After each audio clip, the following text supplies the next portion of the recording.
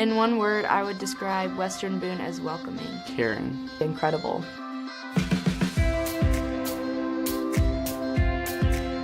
Western Boone is the hub of the community, not necessarily right in a metropolis, so to speak. It is close to Indianapolis. It is close to some of those major things, but also being a part of the Western Boone area involves a community that's with you.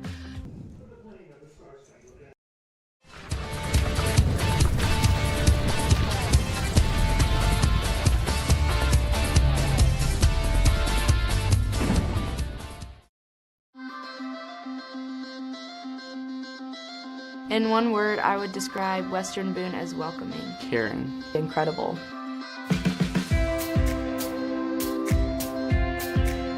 Western Boone is the hub of the community, not necessarily right in a metropolis, so to speak. It is close to Indianapolis. It is close to some of those major things, but also being a part of the Western Boone area involves a community that's with you to support you. We have tiny little towns all around us. We have kids who live in the middle of the country. They're able to come together, be together, focus on one another here. This is the heart.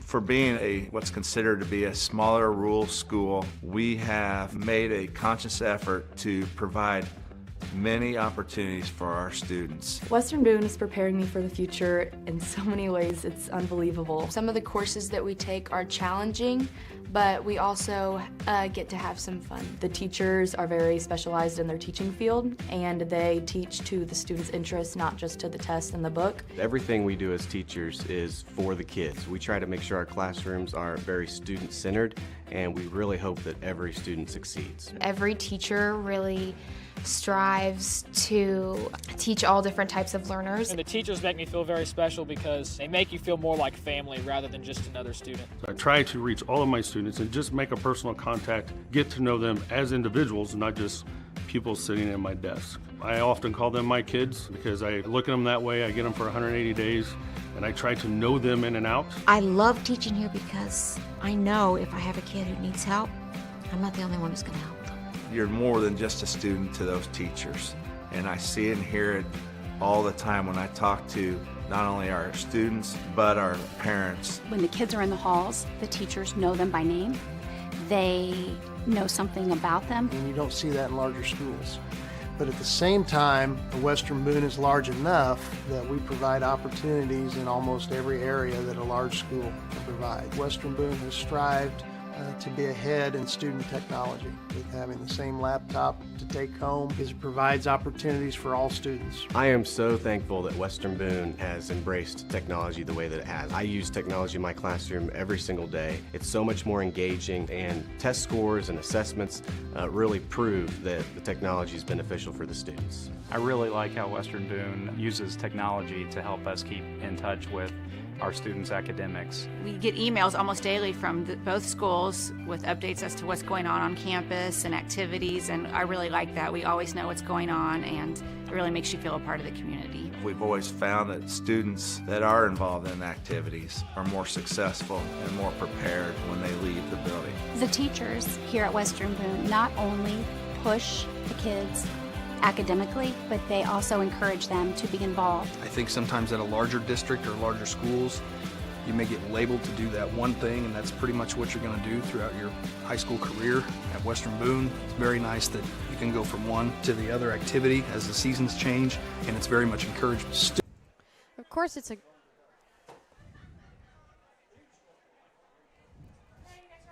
yeah. Conference rivals meet on this perfect Friday night.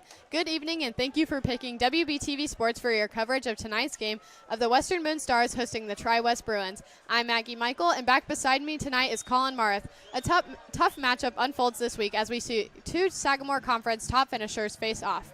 So, Colin, last week we saw a different style of offense from Elliott Young and the Stars. How can we expect that to show in this week's game? Well, last week when I watched from home, I noticed a lot more passing plays from Western Boone. And when I say a lot, I mean just a little bit more than usual. It wasn't a whole lot in comparison to other teams. But we definitely saw a lot of energy between Elliott Young and Garrett Morton, number 80.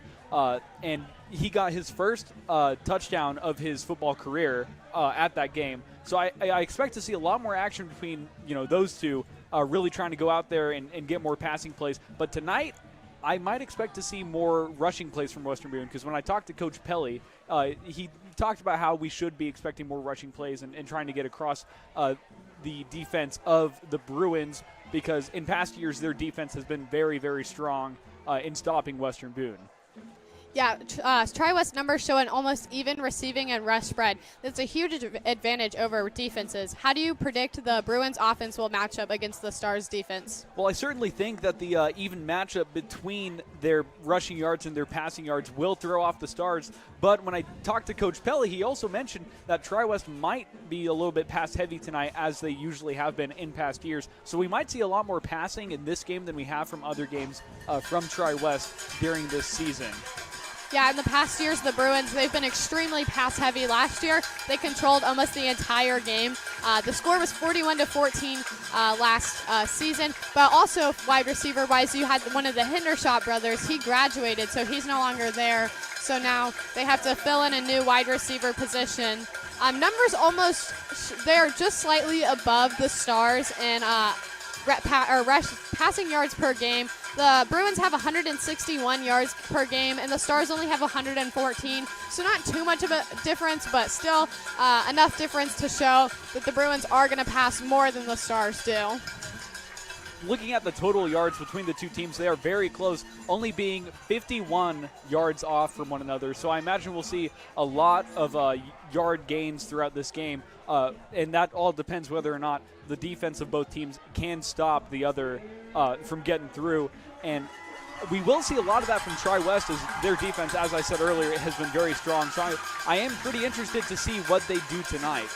Yeah, speaking of strong defenses, I was actually at the last year's game with Tri-West and Western Boone at Tri-West, and Tri-West defense really held the Stars to almost no yards. They completely shut them down, and the 2 touchdowns that the Stars did get, they got pretty lucky on those. And I believe it's when they put that Tri-West put their JV in is when Western Boone finally scored. So Tri-West, they have a really tough defense, so we'll see how Elliott Young and the Stars can match up against that shutdown defense. Tonight could also be a totally different playing field, as the Stars no longer have Robbie Taylor, who was their main rusher, but now they have Cannon Bruins and Trevor Weekly, who both are similar in their styles of rushing, in the fact that they will randomly switch up what kind of runs they'll do when they're handed the ball, which has been a very great strength of Western Boone this year. Once again, being a heavy rushing team, as they always have been, but this year with a lot more variety. And Robbie Taylor was not the type of guy you would expect to be a running back, but he did it really well. Trevor Weekly and Cannon Bruins are more of your running back kind of guys, in the stereotype, of course, and they fit that very well. They are some of the greatest guys on this team that I've seen this season. Yeah, not only do they have changes in running backs, the Stars do, they also get the throw in there now. Elliott Young, really strong on his feet, really strong arm, and he has connections with a lot of these wide receivers. So not only do they have variation in the run, they also have variation between the run and the pass, because just when you think they're going to run the ball, they go ahead and pass it. Out here we have our captains doing the quarter toss, and I talked to Coach Pelly earlier this week, and he talked about how he's very proud of his captains and how their position on the team as captains is one of the highest honors you can receive on that team, as your fellow players are the ones who vote for you to take that position. So our 4 captains have been picked by the team, and they obviously show great leadership and great positivity. And Coach Pelly talked to me about how one of his favorite things about this team and these captains is how they have fun with what they do, and they learn and they adapt really well. He said he's never had a team that has been able to adapt to these kind of plays as easily. They'll talk about a play that they haven't done before that they need to do at a game to adapt to the other team's defense or offense or whatever they might be doing. And he said this team this year has just been able to do it like it's nothing, because they go out there and they have fun with it.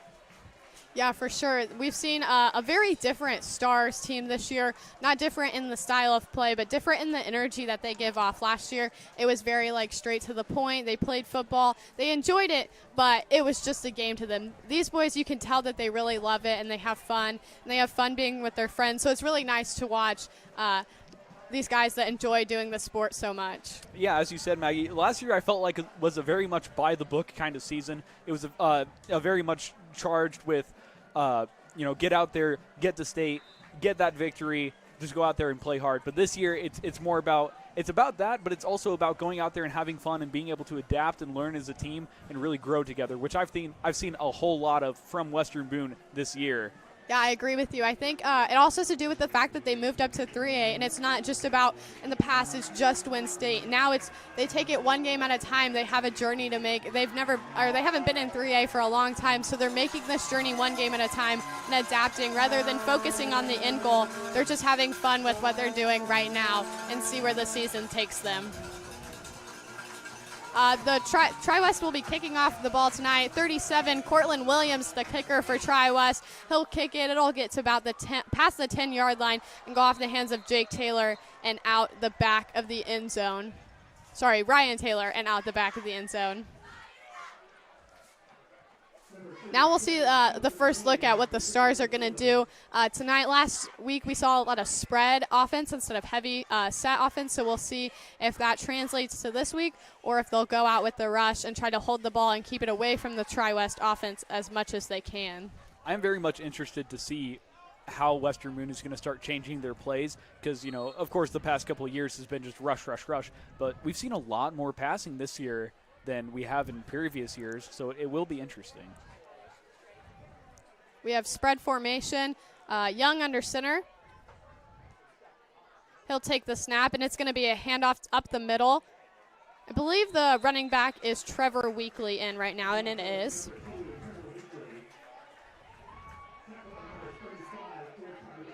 Again, with the switch of running backs, you'll get Cannon Bruins, Trevor Weekly in there, and Ethan Bales in there every now and then. So that is the switch of running backs, but I believe it's Trevor Weekly in.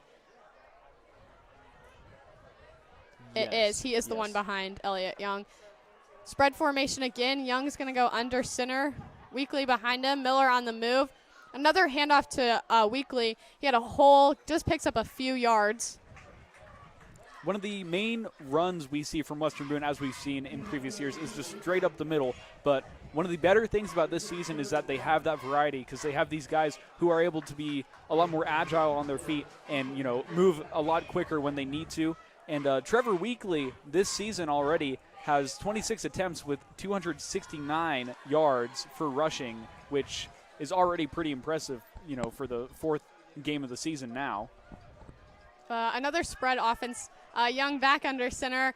Weekly behind. It'll be a handoff up the middle.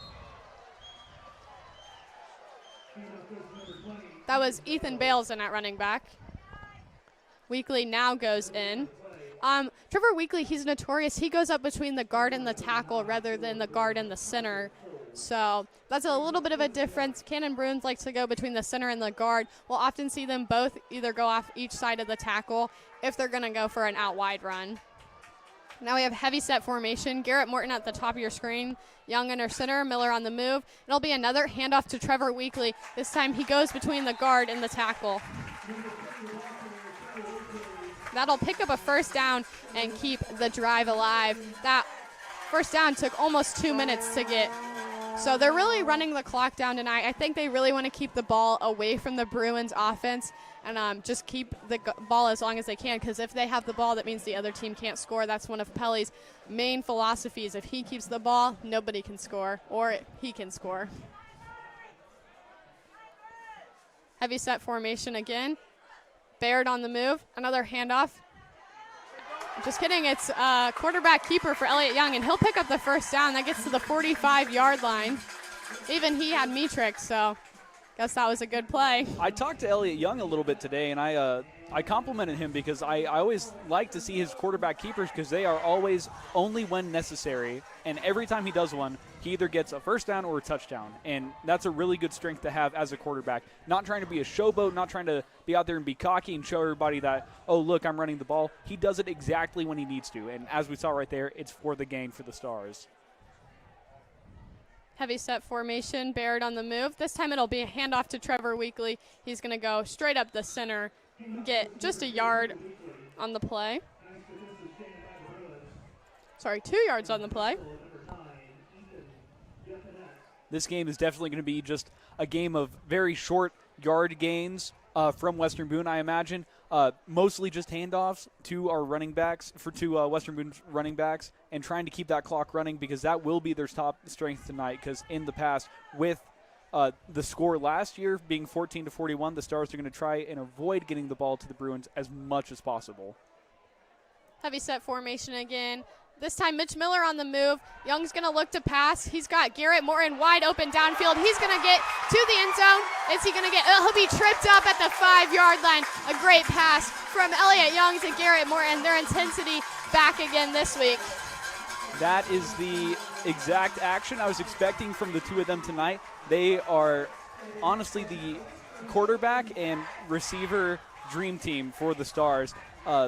Almost every pass that I've seen between Young and Morton has been successful and gotten them very far down the field. And, the one time got them a touchdown already.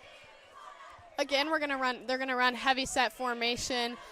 Garrett Morton out wide at the top of your screen. Baird on the move. It's going to be a toss out to Baird, and he's got one on his back. That's going to be, I believe, a loss of yards, for the Stars.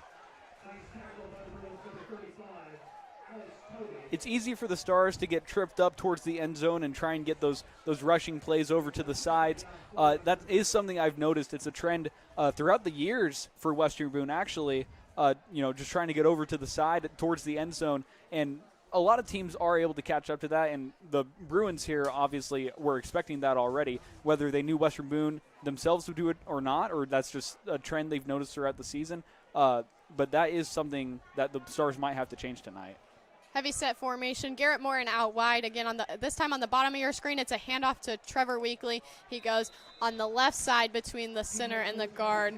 I will say the Bruins defense, they have Ethan Depinet. He's a linebacker and he's plugging those holes, and that's where a lot of the run is getting stopped, and that's why they're not having as much luck up the middle. And so the Stars, I think they're going to need to start looking out wide, or they're going to get completely shut up as it's 3rd and 8. When I did talk to Pelly, he mentioned Depinet, and he mentioned all of the defense of the Bruins being very strong against the Stars, so we'll have to see how they adapt to that tonight. Heavy set formation. Young's going to keep it, and he's going to be brought down. That's going to be – and it looks like the ball came loose and actually moved up, so it looks like they might have gained some yards on a little bit of a fumble. Interesting approach there from Young. One of the first quarterback keepers I've seen from him that hasn't been too successful, but even in the end, it was somewhat successful. Yeah, and the fumble did end up picking up 4 more yards, so that'll make it 4th and 4, but the Stars are actually going to go for the field goal. They'll bring out Josiah Smith to kick it. Josiah's a very accurate kicker. This should be no problem for him, but we'll see if he can convert. And it will be good. Josiah Smith makes the field goal to put the Stars up 3-0 with just over 5 minutes left in the first quarter. Sorry, you can go ahead. Oh, I was just going to say that was a very short kick there from Smith. I honestly did not think it went in until I saw the hands of the refs go up. Yeah, that's why I waited. I thought it didn't go in. I thought it went underneath, too. I'll agree with you there. And so just as I said, I thought it shouldn't have been a problem for Josiah Smith, but when it looked like it wasn't going in, I was a little confused, but it just snuck right over the bottom of the crossbar. That was a very, very good kick from him. As usual, last year, he was the savior of the Stars at State with that amazing field goal. What was that, 37 yards? I believe it was somewhere around there. It was a longer kick for a high school kicker, but so that kick was no problem for him. I think that's what he meant to do, just kind of barely nudge it over. I don't think he wants to tire his leg out this early in the game. That's what I was thinking exactly. We will see a lot of action from Josiah Smith this season and upcoming seasons, until his senior year. And I do see a lot of room for growth from the already exceptional kicks that he's able to make. Yeah, he's just a junior, so he will have next year left too. And his senior year, he should be pretty good. He's already got the confidence, so he'll just get bigger, get a little stronger, and he should be able to kick from farther away and be an extremely good high school kicker. He's already extremely good, but even better next year.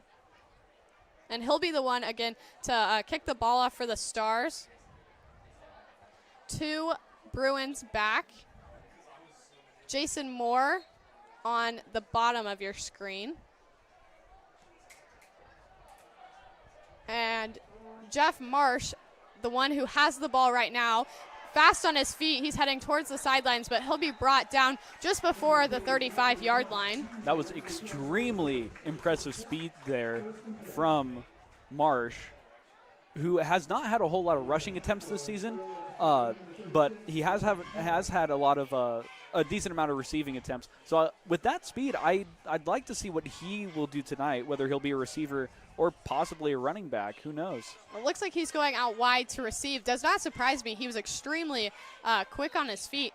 So the cornerbacks, obviously, as you can see here, they're giving him a lot more space than normal. Since he is so fast, they don't want to get beat and then have him open downfield. And I believe the Bruins drew the Stars forward early. They did, so that'll be a penalty against the Stars, bring the Bruins up an extra 5 yards. The quarterback for the Bruins is Ty Owens, number 10. He is, I believe, a junior this year. He is. And then in for wide receiver is Devin Brown, number 21. He's also a junior this year, so both will be back next year. Spread formation, shotgun. Owens is going to look to pass, and he's going to get the pass off. That's to Jason Moore. Gets past the 50-yard line and then tackled out of bounds. Just from some of these formations we're seeing from Tri-West, like I was saying, I was expecting this to be a very pass-heavy game, even though the rest of their season has been pretty evenly balanced. But in their past with the Stars, their passing games have been a lot more successful than their rushing games. So I do imagine we'll see primarily passing plays tonight. Yeah, the Bruins, they have a lot of speed in their wide receiver core. So, as I said earlier, and I'm going to continue to point out, the cornerbacks for the Stars, they're giving more distance than they normally would. They just don't want to get beat. And then this will be a handoff. That's to number 10, Ty Owens, sorry. He's going to keep it, and he'll run to the sidelines. I believe it picked up a first down. If not, it'll be second and inches. And it is. It'll be second and inches. Marked at a yard, but... That was a great quarterback keeper there from Ty Owens, just making sure he could find every little pocket that he could through Western Boone's defense and just slamming right through as they're expecting a very throw-heavy, pass-heavy game tonight. But right there, he just rushed straight through. Another spread formation. Owens in shotgun. He'll pass off the ball to Devin Brown. We'll get tripped up in the middle, but I believe it picked up the first down, and it did. Maybe not. They're not moving. It looked to me like it did pick up the first down, and it did. So that'll get them a 1st and 10 and a reset on downs. You know, I think the Bruins, they're gonna avoid the rush up the middle because the Stars do have such a good linebacker core, and they'll plug those holes up early. And I'm surprised that wasn't a flag there on the Stars, actually. Me too. That was very close there. I believe he did cross the line. Maybe I'm wrong, but... I thought so too, but the refs didn't call it, so... Yep, spread formation. Owens in the shotgun. He's going to get a pass off. That's to Covey, and he's going to run out. I believe that picked up a first down. I can't tell if he stepped out at the first down marker. He did. That's what it looked like he stepped out at the first down marker, so it'll be interesting to see if they're going to move the... I imagine Alex Covey will be the #1 receiver for Tri-West tonight, just as he's had the most receptions throughout the season so far, with 161 yards and 2 touchdowns so far. A very promising wide receiver for the Bruins. Actually, I missed a flag on the play. It's actually 1st and 22, so they did not pick up the first down. They moved back to just on the other side of the 50-yard line. Did you see the flag? I didn't either, Maggie, so that's no mistake from you because I wasn't able to spot it either. Yeah, I have no idea where the flag was or what it was, but they'll move back to just on the other side of the 50. Spread formation, Owens in the shotgun. He'll get the pass off. That's to Jason Moore. Tries to juke out a defender, gets close to the original line of scrimmage before the penalty. With a loss like that, we'll have to see what the Bruins have next because they've been doing mostly short passes here. But I imagine if they want to get that first down here as soon as they can, they'll get a much further pass getting out there. So maybe we'll see some action from Jeff Marsh once again. Spread formation again. Owens is in the shotgun. 10 seconds on the play clock. Devin Brown standing beside him. He'll take the snap. He's going to look to pass, looking to pass long, and it'll be overthrown. The target was Damon Catt. That is what I was expecting, but obviously there it didn't go according to plan. The Stars obviously being well-rounded and expecting these types of plays tonight. You know, having that strong D-line up at the front, but also getting those blockers towards the back there, trying to make sure the wide receivers can't get out there and get the ball, which is very much going to help the Stars tonight, as long as they're able to adapt to any changes the Bruins make. Yeah, interesting enough, the safeties for the Stars are playing extraordinarily high. I would think they would play a little farther back. We've got spread formation. Owens going to be back in the shotgun again. Brown on the other side, looking to pass. Owens, he's going to get the short pass. It's actually going to be deflected, and that'll be no good. That'll force it to 4th and 12. So they're going to have to punt it here. That's way out of field goal range for a high school kicker. That was a great plays there from both sides. Of course, Western Boone's defense really working hard to make sure that the Bruins can't get any further, which is going to be basically all they can do tonight, just trying to make sure they don't get past and get to that first down. Yeah, extraordinary drive from both teams.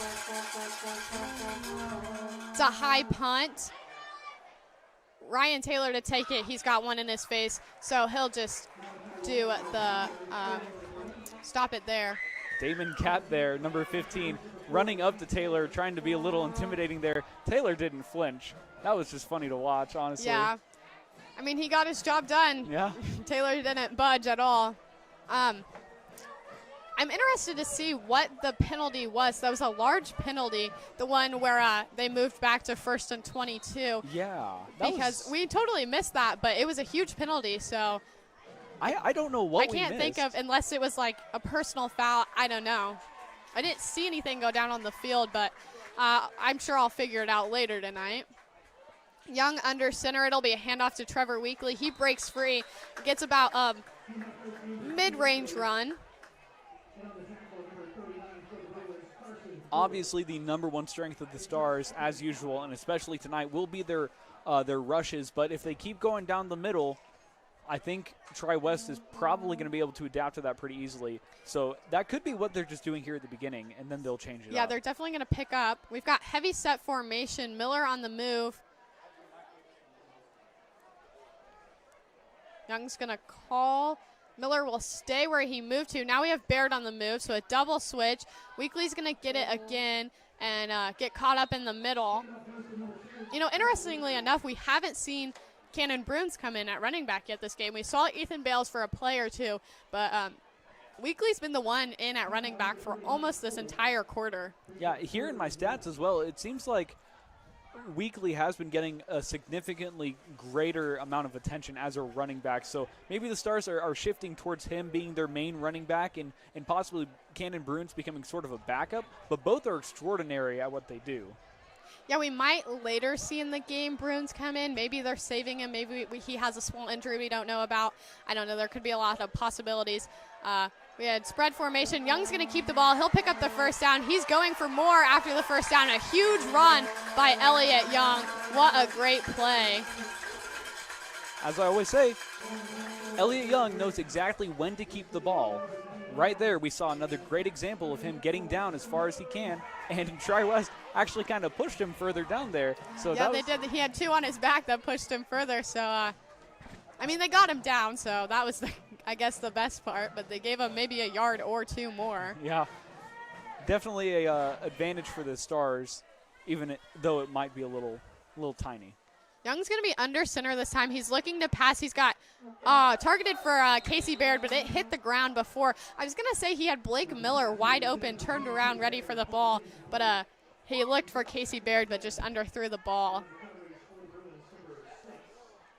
This season we have seen a better completion percentage than we have in years past from Elliott Young, with that being 80% as of the last 3 games, and we'll have to see how that matches up with tonight. Spread formation, Young under center. Weekly in behind. Young's going to look to pass. He's got pressure in his face. He'll get a pass off. That's going to be to Mitch Miller, and he'll get maybe 4 or 5 yards past the line of scrimmage. That was a great play from Elliott Young. He had pressure right in his face. It almost looked like he threw it away, but I'll give him the benefit of the doubt that he saw Miller right there, and Miller jumped up. A great play from him and grabbed it. I would say he jumped probably 2 or 3 feet to grab that ball. That was one of Young's weaknesses last year. I did notice he didn't really handle himself well under pressure, but that's okay because this year he's doing a lot better under pressure, and it's going very well for him so far. Got heavy set formation, 2 at the bottom of your screen. Weekly in behind. Young's going to look to pass. He's got Garrett Morton running downfield. He's got the cornerback beat, and it looks like he got that reception in. Tri-West is celebrating, Western Boone celebrating, so we'll see. He did not get his feet in bounds. Still an impressive pass from Elliott Young over to Garrett Morton. Something we'll definitely see a lot of tonight. Although it didn't get in and they didn't get that first down, it was still a pretty good catch from Morton, even though he was under a lot of pressure there. Yeah, and still an impressive drive, again, from both teams. Both teams are playing great tonight. I knew it was going to be an even matchup coming in tonight. Most games you can kind of predict what you think is going to happen. This game I had no idea coming in, so it's very interesting to watch. Josiah Smith's going to be the one to punt it away. There was somebody there, I think he might have tipped that and gave it a spiral, and they'll stop that just on the other side of the 45-yard line. Yeah, as I was saying, both teams came in, I think, with a pretty even matchup. The Tri-West was 3-0 coming in. Webo was 2-1, but the one loss did come as a result of going for a 2-point conversion to win the game, or to tie the game rather than to win. So this season we haven't seen a whole lot of 4th down punts from Western Boone. So tonight, I am somewhat surprised that we're getting a decent amount of those, but it just shows the strength of Tri-West's defense. Spread formation again. Owens is going to take it. A new running back in. That's number 24, Maddox Johnson. He's still on his feet. Picks up probably 5, I'm going to say 5 yards.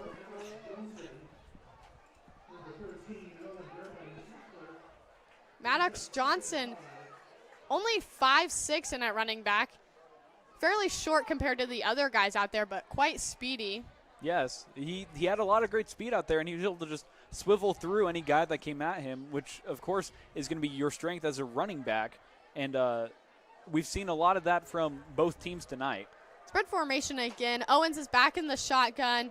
Johnson right beside him. It's another handoff to Johnson. He'll go up the center. He's going to get low, get close to the first down marker. I'm not quite sure he got it. It'll be 3rd and about a yard.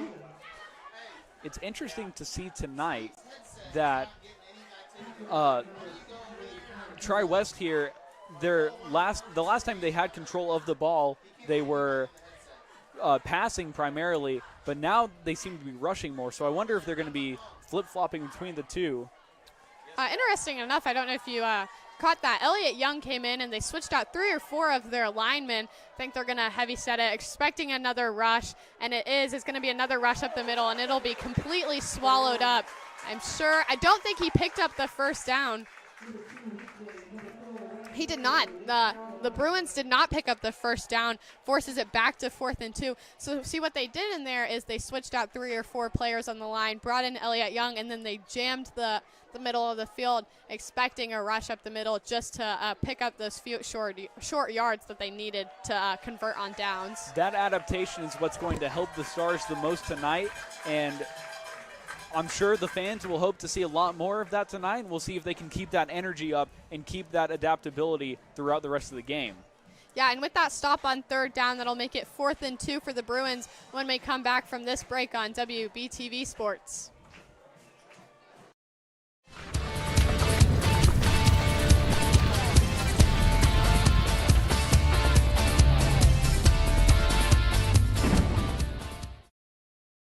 This broadcast is made possible by generous support from our sponsors, including Travis Wattring of Farm Bureau Insurance. He's your local Lebanon agent. Give him a call at 765-482-0700 and ask him. He can help. That's Travis Wattring at 765-482-0700. Farm Bureau Insurance. Stop knocking on wood.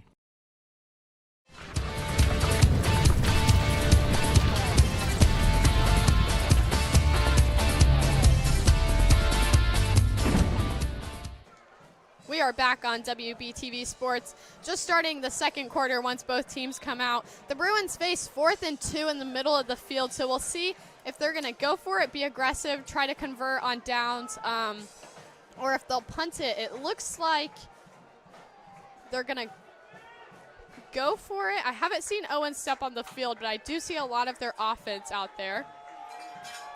Maybe Owen stepped on the field and I missed it. I believe that's him right there in front of my face, so. It'll be heavy set formation, just one wide receiver out wide, another running back in. Picks up the first down. Believe that's Nick Joyner, number 18, it is. So the Bruins, they're switching in a lot of different running backs tonight, getting a lot of different people touches.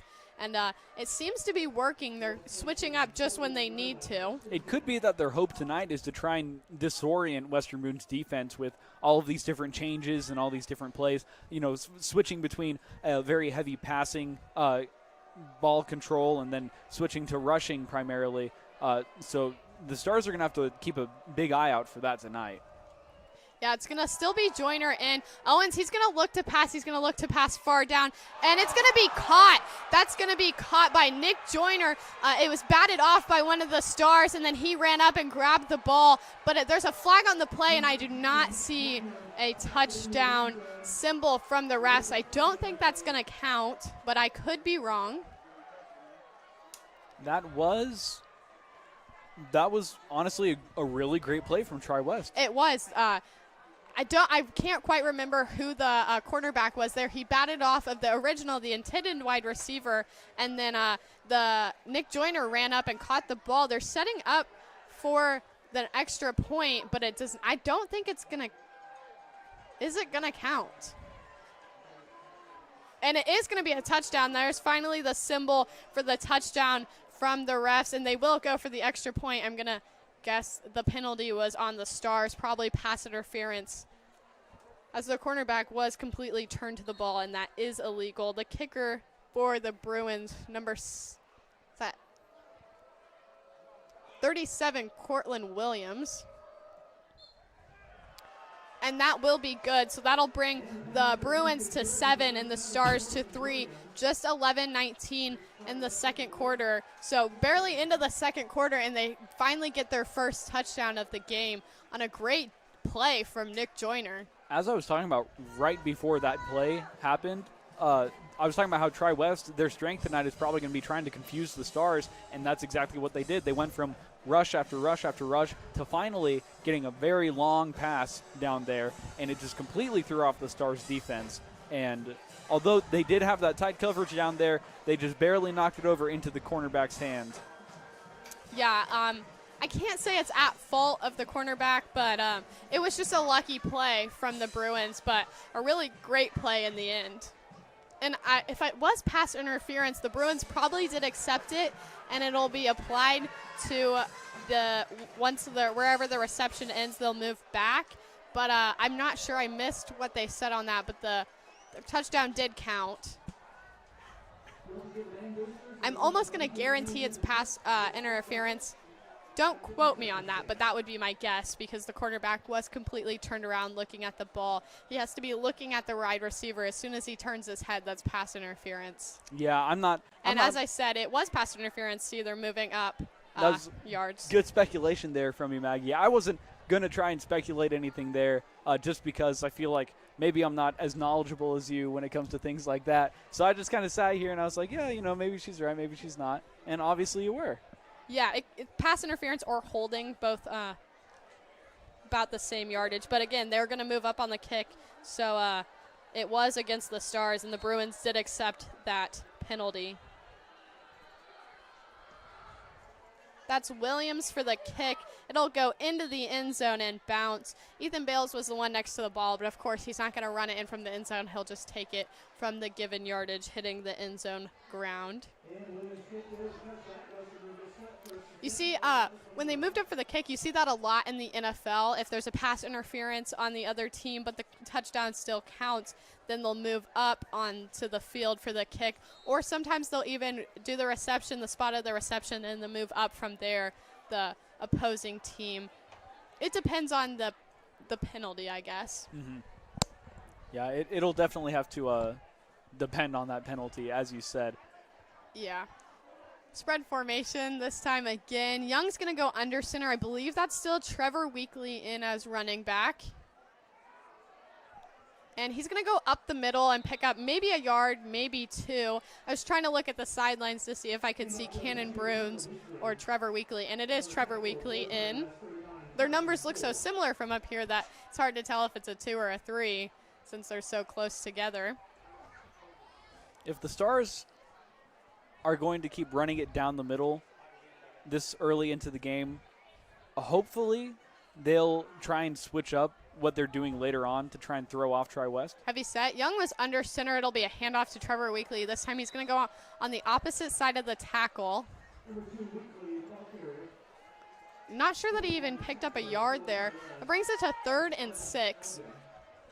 It's going to be either a really long run or possibly a short pass. I'm not sure that they'll go for the long pass, seeing as last time they didn't convert, and they're so deep into the Bruins territory. But Josiah Smith is a very good punter, so we'll see. We have spread formation. Young under center. He's going to keep the ball. He'll run, but he will not pick up the first down for the Stars. So now you can almost guarantee a punt from Josiah Smith, which, as you said, we have not seen a lot of punts from Josiah Smith on 4th down, but the Bruins are doing a great job of not letting them convert on 3rd.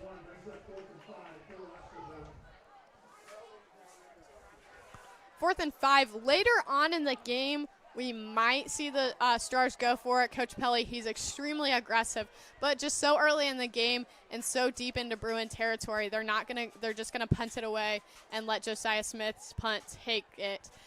That's gonna be an extremely good punt for him. It'll stop just shy of the 45-yard line, so that'll put them on the other side of the 50-yard line. I would do quick math, but does not always prove to go well for me.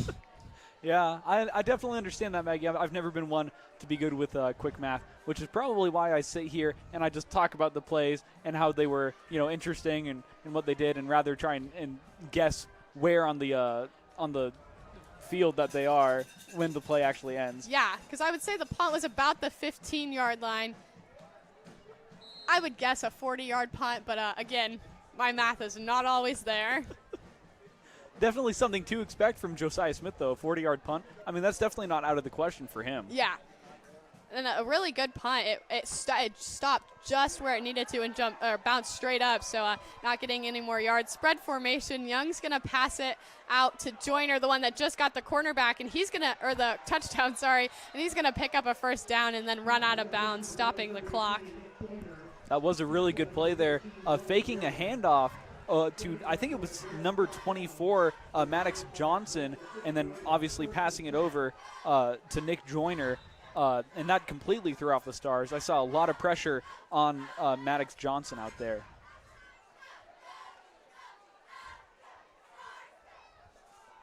And was there a penalty on the play? No, it was not. I'm sorry. They did pick up the first down, though. It's 1st and 10. The ball's exactly on the 50-yard line. We've got spread formation again. Owens in shotgun. Johnson right beside. A short pass out to Jeff Marsh before swallowed up by the cornerback. The cornerback really, he didn't have to move since they're giving them so much distance. He stopped right where Marsh was going to go and then didn't have much work to do, just brought him down after the pass. Number 88 there, Jake Hendricks for the Stars, absolutely just slammed down on those Tri-West players, completely stopping the play. So that was a very impressive play from him. We haven't seen a whole lot of action from him, but what we have seen has been pretty impressive. Spread formation again. Owens in shotgun, a handoff to Johnson. He's going to go off the side of the tackle, and he'll be swallowed up by Trevor Weekly, the linebacker. The linebacker core, you have Trevor Weekly, you have Cannon Bruins. They're all in there, as well as it looks like Jake Johnson's going to be in there tonight. And they do a really good job of getting those short passes up the middle stopped and plugging the middle so there can't be any rushes through there. Maddox Johnson this season hasn't seen a whole lot of rushes with only 3 carries in these past 3 games and only 5 yards. But tonight he's been seeing a lot of action with Tri-West, and it's been pretty good on his part, honestly. Yeah, and a timeout was called. I'm going to guess it was the Stars who called the timeout. And the Bruins, they face 3rd and 2. The ball's on the 41-yard line. I know they're going to go for it here. If they can convert on it, obviously the drive stays alive. If they don't convert, do you think they're going to go for it on 4th and 2 on the 40-yard line, or are they going to punt it away? Honestly, I would probably say they'd go for it and try and switch up, what they're doing. Maybe go for a shorter pass there, potentially a longer pass. Because all they've been trying to do is to throw off Western Boone's defense here, and they've been pretty successful with it. So if they can do that again at that 4th down, if it happens, then they'll probably go for it. And I imagine it won't be, unsuccessful. Yeah, I would almost bet that they would go for it on 4th and 2. They're obviously into the they're on the 40-yard line, so if they don't convert on it, it doesn't put that much stress on the defense. I feel like it would almost be dumb for them not to go for it, but maybe that's a little too early for me to say that, but we'll see, as they still are on 3rd and 2, so they'll see if they can convert before having to face the 4th down. Owen's going to be under center. He'll look to hand off, and he's going to drop the ball, and it's going to be a fumble, and the Stars will recover that. And the Stars do. That is confirmed. I can see it up here, so I knew they'd confirm it. But the Stars, what a great play to get there and recover the fumble. That one honestly completely shocked me, Maggie. I saw the Stars jump for that ball as soon as it went down, and I shot back in my seat. I'm sitting here wide-eyed like, what just happened? That was a really great play. Yeah, it was very unexpected from Owens. He's been doing a great job, but I think the ball just slipped out of the back of his hand. He was going to turn, and the ball just slipped out of his hands. And not sure who the player was there for the Stars, but just jumped right on that ball, and it's clear as day that he was the first one there, the only one around the ball on the ground. Now we'll have heavy set formation. Baird on the move. That'll be a handoff, I'm sure, to Trevor Weekly, as he's been the running back almost the entire game. And a helmet comes out.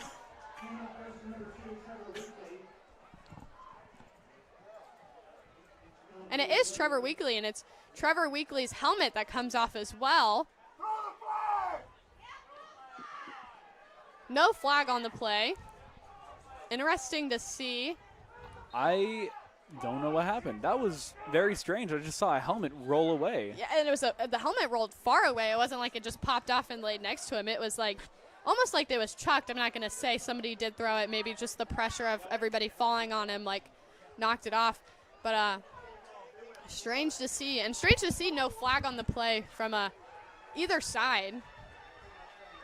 Looks like Cannon Bruins is going to be in. Trevor Weekly probably shook up from that, and it'll be Bruins with a run. Picking up just a couple yards. That'll put it at 3rd and mid. There's that action we're expecting to see from Cannon Bruins later in the game. Obviously, that was brought in a lot earlier after that very strange event with Weekly. But I imagine Weekly won't be out for too long, and he'll be back in pretty soon here, hopefully. Yeah, he probably came out just to get his helmet adjusted, maybe calm down, probably shook up. I can imagine that's extremely scary. Young under center, another handoff to Bruins, and he's going to be stopped right at the line of scrimmage. What a great way from the Bruins. I believe that was Ethan Depinet to get the stop. That had to have been at least 6 guys absolutely just carrying Bruins back. It almost looked like they'd picked him up and just walked him over. I saw Elliott Young get behind Bruins and try and push the opposite direction, but to no avail there. Really great play from the Bruins right there.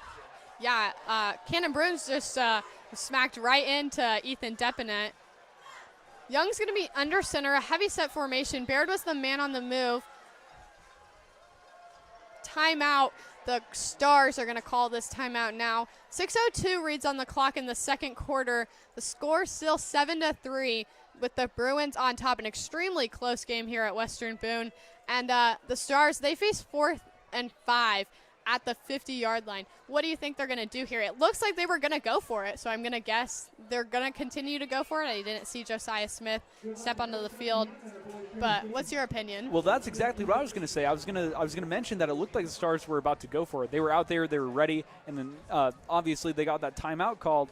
But my best guess is that it might be a short pass, because if they keep trying to run it up the middle, it's not going to be to any success for the Stars. Because that's exactly what the Bruins are going to be expecting. So one of the, I guess, better moves that the Stars can do here is just try to get a short pass there. And Josiah Smith is on the field, came on during the timeout. So they are going to punt the ball away. Not extremely shocking. 4th and 5 on the 50-yard line. Maybe in the second half if they're down. But I think they're trying to play it a little safe, a little weird for Coach Pelly, but I can see where he's coming from. Josiah Smith, a great punt. That's going to get to just over the other side of the 15-yard line. That's Landon Ross with the ball, still on his feet, breaks a defender, and he's going to be brought down just about back where he grabbed the ball on the other side of the 15-yard line, but all the way on the other side of the field as he was dancing around trying to pick up some more yards. Great coverage there from the Stars. Watching Tri-West there really charge forward after receiving that ball and trying to get as far as they could. That was number 8, Landon Ross, correct, Maggie? Yes. Yeah, watching him get down there with that speed and just trying to avoid the Western Boone offense there charging for him, and watching the rest of the Tri-West defense just completely swallowing them up as they approached. It was honestly surprising to see him get stopped, so far back. Yeah, he was really pushing for those yards, dancing all over the place.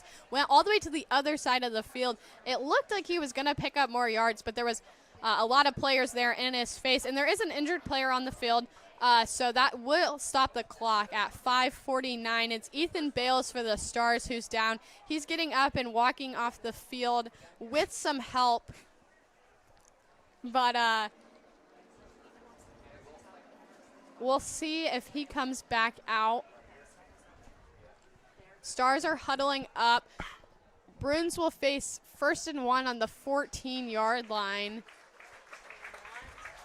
And we'll see the Stars defense take the field. The Bruins, they got a far way to go to get a touchdown. Really great stop there from Western Boone. Ethan Bales getting off the field now. Holding his right leg up, so hopefully that's not too bad of an injury. Of course, I'm not going to speculate what it could be. I'm no medical professional, Maggie, but we'll have to see. We'll have to see what the Stars do here to stop Tri-West from getting forward at all, because we did see a good effort earlier. And that's going to be a handoff. That's to Johnson. He's still on his feet, extremely speedy, and he's going to be met and swallowed up by Rowan Durbin for the Stars.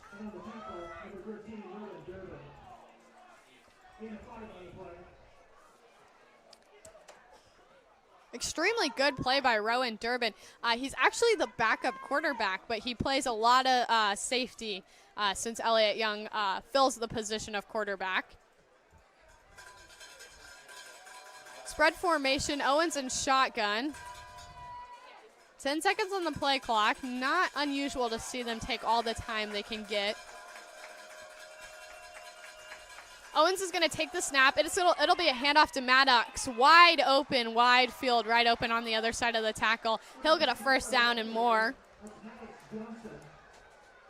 Go ahead, sorry. The Stars there leaving that gap wide open there for Maddox to get through, which is, something that we've seen a couple of times tonight. So we'll have to see if the Stars can adapt to that and really try and see if they can stop any more approaches like that. Yeah, that's exactly what I was going to say. The Stars, unusual for them to leave that much of a gap open. They were trying to pressure and then keep with their cornerback, so there's just wide open space. Owens to pass it away, and it was intended for Joyner, but it'll be an incomplete pass for the Stars. Or for the Bruins, sorry. Joyner, he would have picked up a good amount of yards. He had extreme space in front of him. A great throw from Owens, just slipped right off his fingers and then bobbled and just an incomplete pass, which will stop the clock. 4:30 left in the half. An extremely close game. 4:50, sorry. Apparently I can't read numbers either. Spread formation again. Owens in shotgun. Johnson's still next to him. He's going to be the one to take the ball on a handoff. He'll go. He's broke free. Extremely fast on his feet. And he'll pick up about a 7 or 8 yard run there. Very surprising to see this much space being left open from the Stars, especially this season, as they seem to have tightened up a lot more in their defense. But as you're trying to predict, what sort of play is going to come next from the Bruins, as they are a very mixed team when it comes to passes and rushes, they just seem to be loosening up a bit here in an attempt to make that prediction, but it seems like they are not expecting what comes next whatsoever.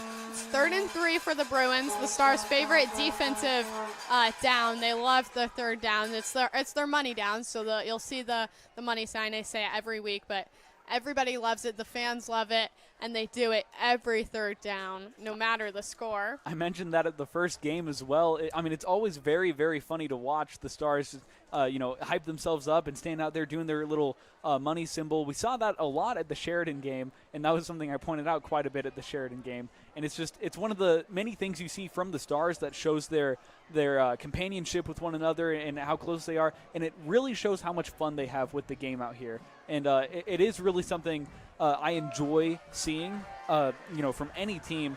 But with the Stars out here never failing to keep those traditions up, it shows how much carries over from upperclassmen from the past and what traditions they might pass on to their younger players. Yeah, and it definitely shows a connection between the community and the team, because even everybody in the community expects the money on the 3rd down. So extremely great to see that. We'll see heavy set formation for almost the first time. It's going to be a Wildcat, and he'll be stopped. They're not going to convert it. A huge play from the Stars on defense, as they don't allow a 3rd and 3 conversion. And it's going to be the Bruins, I think, to punt it away. The Stars out there getting absolutely wild with excitement at such a great play like that from their defense, something that we hope to see to keep this game very active, very alive, keep that competitiveness up. The punter for the Bruins is Malachi Walden. Back for the Stars was Ryan Taylor and Casey Baird.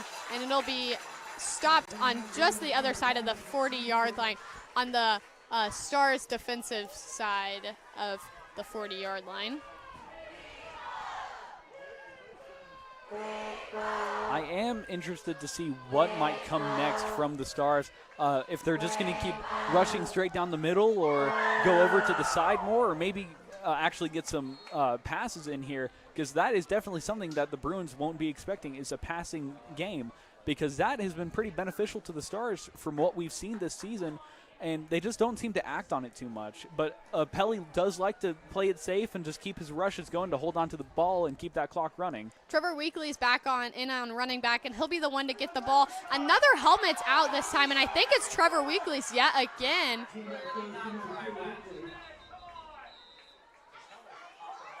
A lot of anger from the fans there about what might be going on. The fact that that has happened twice in a row is very strange. The fans, they're wanting a flag. I don't think it's at fault of the Bruins, though. I think it's a helmet problem. Cannon's going to come back. Cannon Bruins is going to come back in. Baird on the move, and Bruins will get the ball and struggle at the line of scrimmage. But as I was saying, it's almost strange to me that it's happened twice. It makes me believe that it's not the Bruins pushing it off, that maybe it's just a bit of a helmet malfunction. Maybe the first time it came off, something broke, and it keeps coming off. I don't know. That's a bit of speculation, but extremely weird. I agree with you. Yeah, that definitely could be the issue. The Stars fans out here very angry still about that, believing that it could be something from Tri-West. Heavy set formation. Young under center. He's going to keep the ball, looking to throw downfield. He's got Casey Baird wide open, and Casey will be the one. Baird will be the one to catch the ball. That picks up a first down. Huge play from Elliott Young on the move out of pocket and connects with Casey Baird downfield. That is exactly the receiving that I was expecting to see from the Stars more, as that is very much going to throw off Tri-West during this game, trying to get the ball out there as far as they can and trying to trip up the D-line there with their passing plays because those have been very strong this season from the Stars. They just never seem to act on it, too much. Brune's still in as running back. Weekly has not came in. He'll be the one to get the ball on first down. Picks up probably about 4 or 5 yards. That was a good rush there straight down the middle from Bruins. Something we see a lot of. There goes Trevor Weekly back out into the field awfully quickly there. So hopefully whatever is going on with this helmet won't happen again. Yeah, we'll see if that problem got fixed. I'm going to bet it was a malfunction on the helmet side, but we'll see. Young's was under center. He's going to look to pass. He's got one tugging on his jersey, and he'll be brought down for a loss of yards. That was an example of a quarterback keeper from Young where he was under a lot of pressure, and he didn't really have anything else to do. So, of course, it wasn't that great overall, but it's the best he could have done. Because with the pressure that was on him, he couldn't really get a good pass out there. Handoff probably would have been too risky. So, yeah, he had pressure in his face, and all of his wide receivers were pretty locked down, so he didn't have much of an option. And I will say tugging on his jersey was probably not the best term. That is totally legal, and brought him down. So good play for the defense. Young's going to get it off. That's to Casey Baird, and he'll be brought down. That'll pick up a first down. Another huge play from Elliott Young to Casey Baird tonight. And that'll definitely hype up the fans tonight. A great catch there from Casey Baird, brought down very quickly by number 9 for the Bruins, Ethan Depinet, who we've seen a decent amount of action from. That is one of the defensive players that Pelly wanted to watch out for tonight, and we can definitely see why. We see spread formation again. Young under center, a quick play there. That's going to go to Trevor Weekly, and it's a quick play as there's only the clock's running down, just 50 seconds left. The Stars, I believe, have 1 timeout left. They're going to need to call that soon if they're going to want to get a score off here. I'm sure they'll run just 1 more play, maybe 2 more before taking that timeout to try to get one last play. Young's going to look to pass. He's got pressure in his face. He's going to air it out deep for Morton. Is Morton going to catch it? No, it'll hit the ground, but an incomplete pass will stop the clock with 32 seconds left on the clock. That is the play I was expecting from the Stars, trying to get a pass out there to stop the clock and potentially get that touchdown, getting it deep out there to Morton. It seems like Elliott Young and Garrett Morton do have a very connected mindset when it comes to their plays. Of course, there didn't work out too well from the defense of Tri-West, but it still was a pretty good effort there from Young to Morton. Yeah, it'll be 3rd down and 9. 32 seconds reads on the clock of the second half. The Stars, I believe, correct me if I'm wrong, receive at the beginning of the second half. Young's got pressure in his face. He's going to throw it deep, and he's going to be intercepted. That'll be his first interception of the season. That looked to be from Luke Hamstra, number 20 for the Bruins. That was great versatility there from Tri-West, really getting as many guys out there as they could, probably expecting another passing play from Elliott Young. Of course, trying to not keep the clock going too long and just trying to get closer and closer to that end zone as the clock ran out. But obviously they were expecting it, and they got that ball pretty much like it was nothing. I didn't really see any Western Boone players. Yeah, I was going to say, as soon as Young threw the ball, I was looking downfield, and I knew it was going to be an interception. I just wasn't going to say it in the air. I wasn't going to say that, but there was 3 Bruins right there, so somebody was going to grab that ball, and it was going to be an interception for Young. Still, only 24 seconds left on the clock, so we'll see if the Bruins can pick up a touchdown here or if they'll just run the clock down. It'll be spread formation. Owens is going to be in the shotgun formation, a huge hole for Johnson to run up the middle. Clock will continue to run, just now 20 seconds left in the half. We'll see if they get one more play off. The play clock's really close. I'm going to think they're going to have to get one more play off because it's just about a second behind. and they're just going to let the half run out. So that'll bring us to 7-3 with the Bruins on top.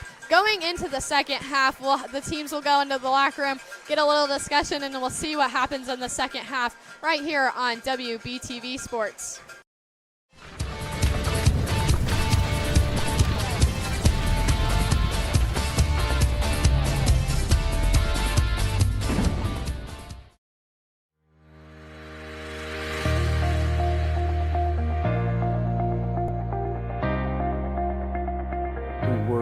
In teaming formats, and we prepare students to engage in production-related activities, manufacturing simulations.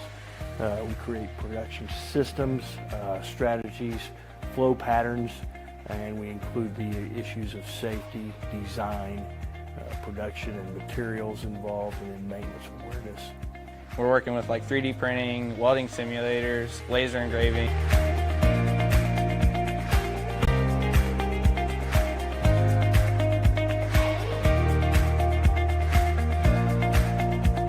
A lot of times it's the hands-on. When they're in the shop, they're not sitting behind a desk and doing different things, just getting their hands dirty and actually taking things apart, putting things back together. We are kind of unique that we do actual live work on cars. If you're not afraid to get your hands dirty, you get down to work, then this is a good class for you.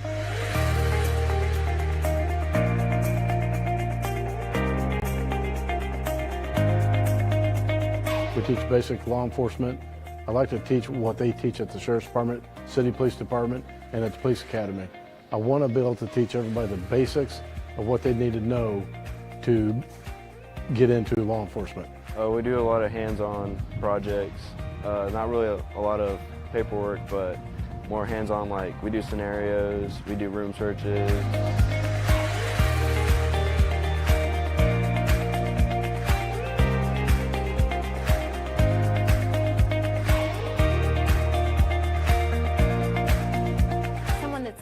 Someone that's hardworking, someone that loves children, someone that has an interest in maybe teaching or social work, even nursing in like pediatrics. My favorite part is probably getting close with the kids because I love kids. So whenever they like get attached to you and run up and hug you every day, that just brings a smile to your face.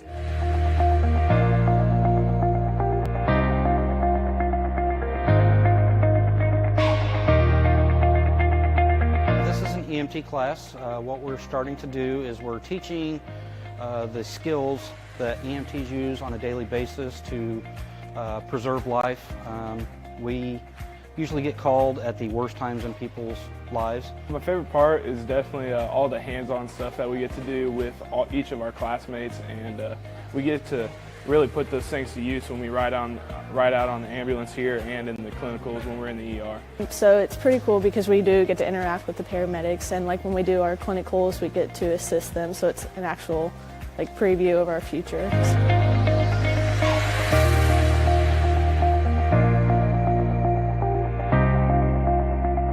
The West Central Fire Rescue 1 class consists of everything that either a career or a volunteer fire department would do according to the state of Indiana curriculum guidelines. We learn basic firefighting, basic building construction, basic fire behavior. We do hazardous materials training. We do vehicle extrication. There's nothing like it. You look forward to coming to class, and you know it's not part of the day. It goes so fast, and you hate that it goes so fast. But you know you kind of become like family with all the other kids in the class.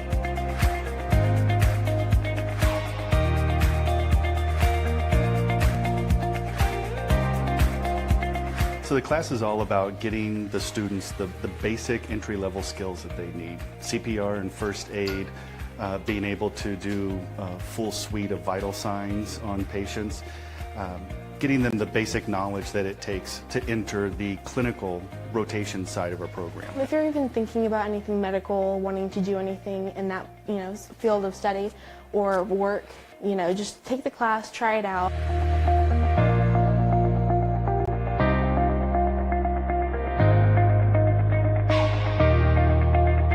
We're going to be taking care of residents in long-term care, learning all their basic needs from transferring to wheelchairs, thickening fluids, passing trays, doing their blood pressure, their pulse, their respirations, making their bed, just everything that they need. This program will really give me the jump start that I need to help work hands-on in hospitals, nursing homes, anything that I can do to better myself to be a nurse.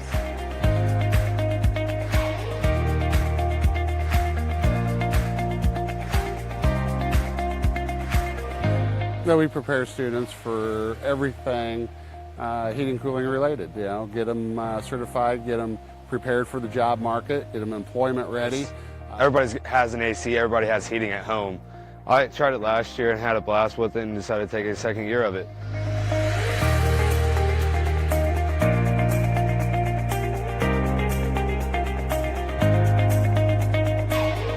When you're part of the radio TV class, you're no longer a student, but an employee of a TV station, and we do everything that a TV station would do. We do a live newscast every day that's seen by the entire school, but we do lots more than that. We do movie production, where we actually produce a scary movie every year here at the school. We do podcasting. We learn how to edit using Adobe Premiere. My favorite part is definitely being on air. I kind of have a big personality and talk a lot, so being on air kind of suits my personality and getting to know everybody and getting to tell the stories of Western Boone.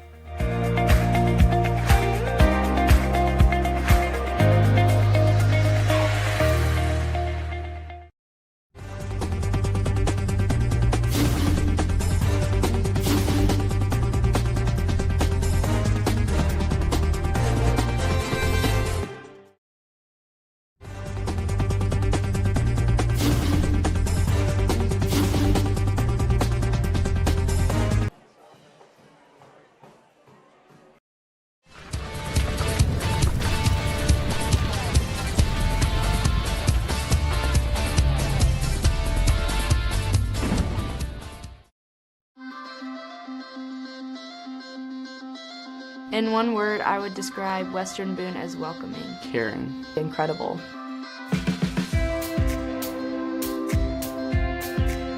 Western Boone is the hub of the community, not necessarily right in a metropolis, so to speak. It is close to Indianapolis. It is close to some of those major things, but also being a part of the Western Boone area involves a community that's with you to support you. We have tiny little towns all around us. We have kids who live in the middle of the country. They're able to come together, be together, focus on one another here. This is the heart.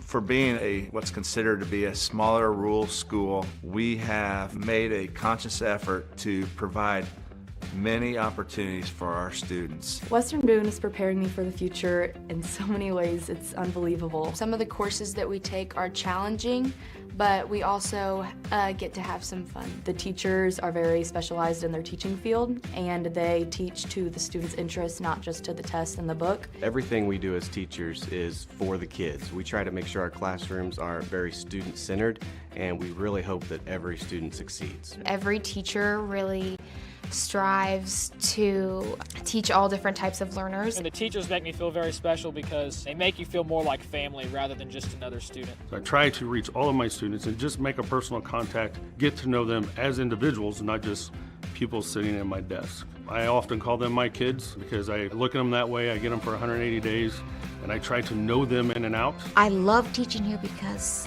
I know if I have a kid who needs help, I'm not the only one who's going to help them. You're more than just a student to those teachers. And I see it and hear it all the time when I talk to not only our students, but our parents. When the kids are in the halls, the teachers know them by name. They know something about them. And you don't see that in larger schools.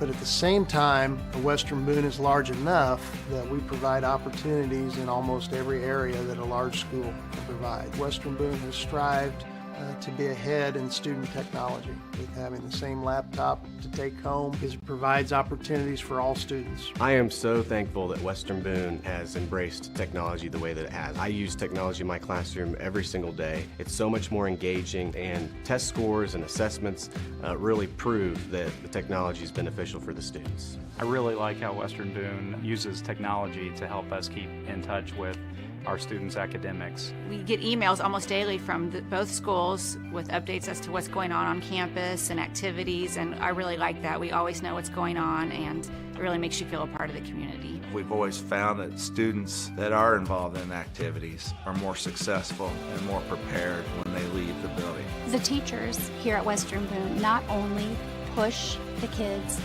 academically, but they also encourage them to be involved. I think sometimes at a larger district or larger schools, you may get labeled to do that one thing, and that's pretty much what you're going to do throughout your high school career. At Western Boone, it's very nice that you can go from one to the other activity as the seasons change, and it's very much encouraged. Students with a passion can chase any dream here at Western Boone, and if they're passionate enough and work hard at it, they can be successful.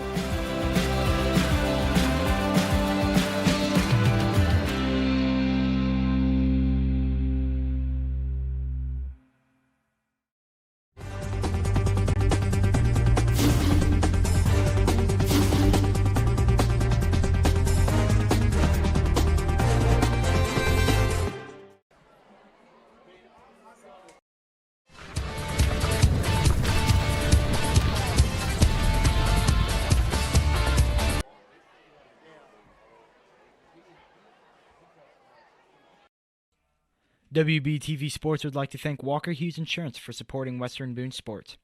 We understand the insurance lingo and jargon can be intimidating. We're here to guide you through the entire process so you can be confident in the insurance you select to protect you and your family. No two industries are alike, and neither are their insurance. We know the importance of working with someone who understands your business, no matter your business or personal needs. We've got you covered. Give Nick and Dan a call at Walker Hughes Insurance.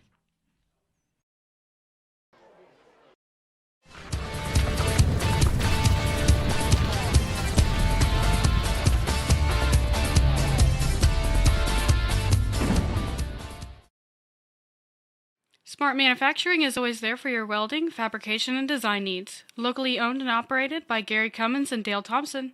Stop by their new facility 7 miles south of Lebanon on Lebanon-Pittsboro Road. Or you can always give them a call at 765-481-8650. That's Smart Manufacturing.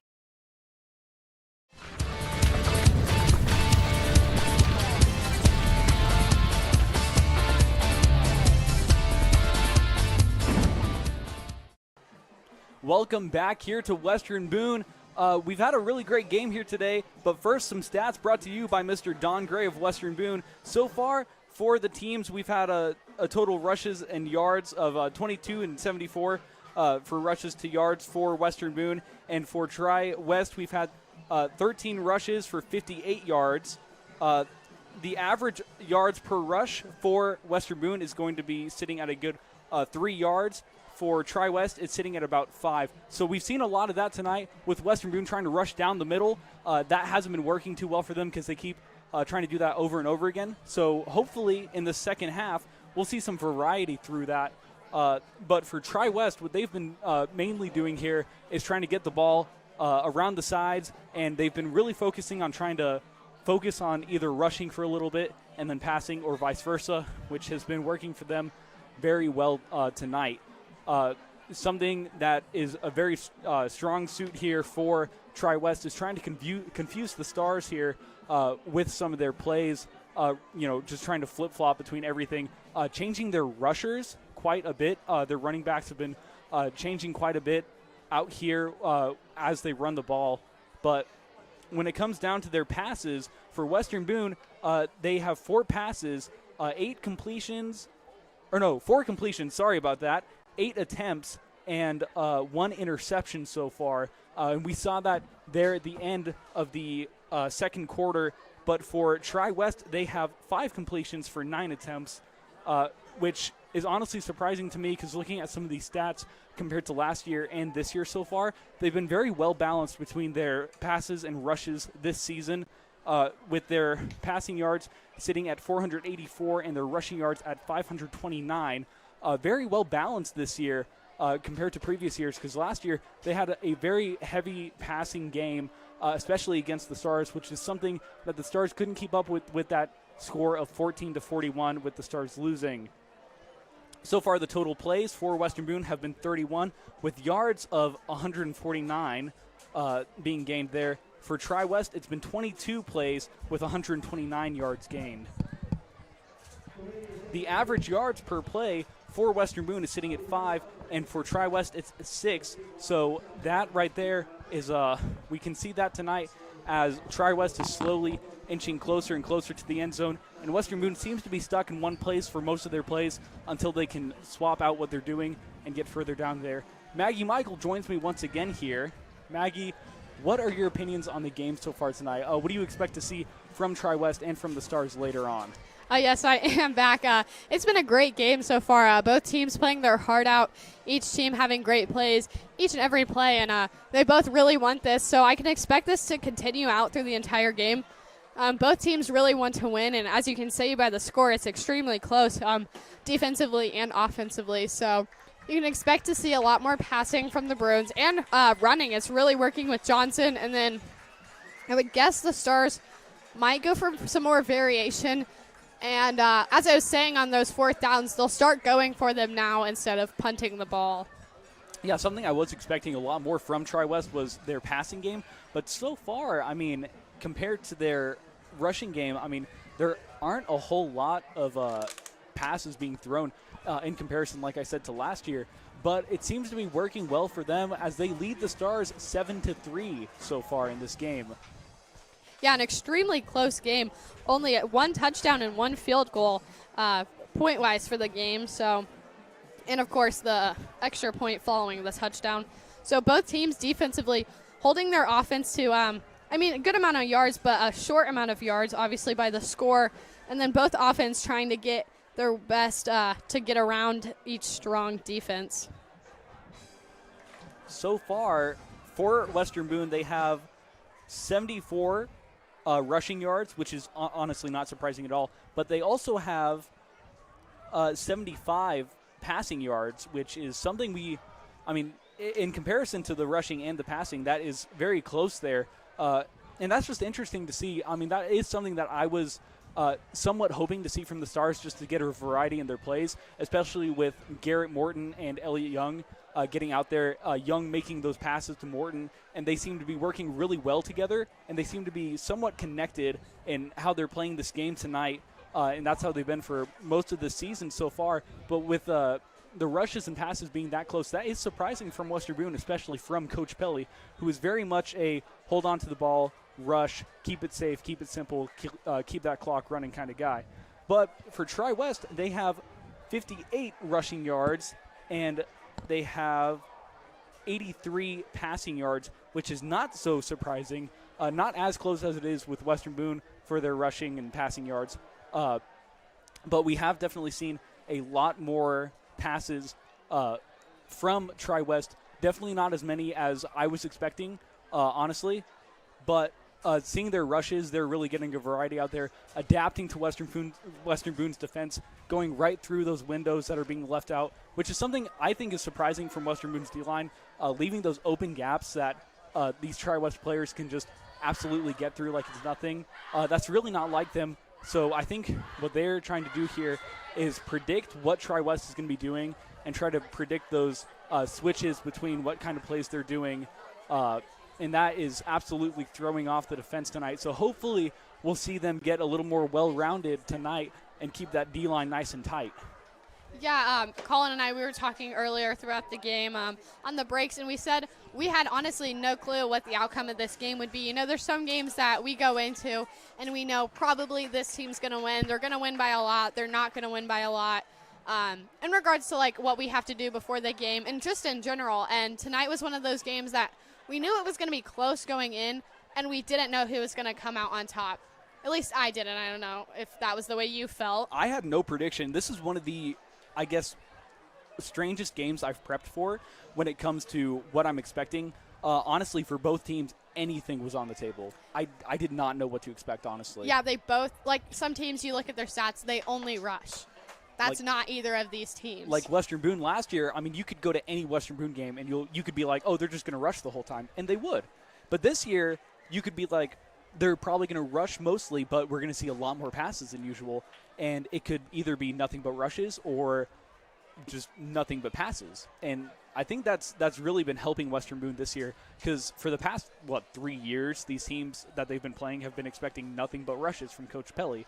But he's finally getting out there, exploring that variety of plays. And, of course, we do see a lot more rushing down the middle as Western Boone normally does. But this game in particular, I feel like, is a really good way to branch out into those other plays. So the Stars, they'll be kicking the ball away to start the half. Josiah Smith again in for the kicker.